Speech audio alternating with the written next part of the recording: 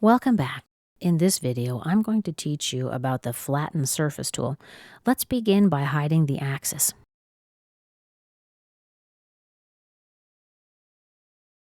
In this part, to create the surface for the end of the blade, I've used the feature Revolve 1. Now this, of course, has some curvature, which you can see here. Let's say I want to make the end of the blade flat. How am I going to do this? Now, there's one important thing to consider. The greater the curvature of our surface, the greater the distortion is going to be, and this can result in some problems or the need to rebuild a lot of it. First, let's activate the Flatten Surface tool. Go to Insert, Surface, select Flatten. The first thing we need to do is select the surface, so I've just zoomed in a little so I can see it better. Next, we need to select the vertex or point on an edge that we flatten from. Here we go. There's the preview.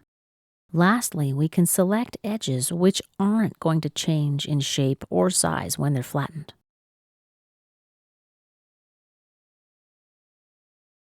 And as you see, I do have quite a distortion here in the preview.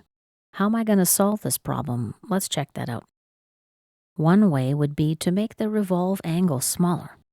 For example, let's say 20 degrees.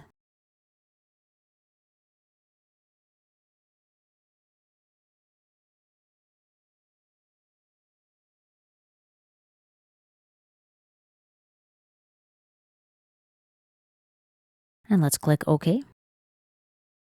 Now let's right-click and go to Recent Commands. Select the Surface Flatten. And we'll select our surface to flatten first.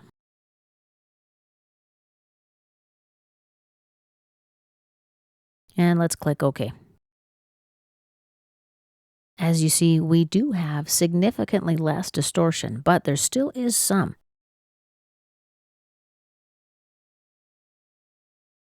All right, let's rebuild the rest of the model. We'll start with Surface Trim 2. Let's right-click, Edit Feature. Here I'll delete the Surface Revolve 1 from this selection box.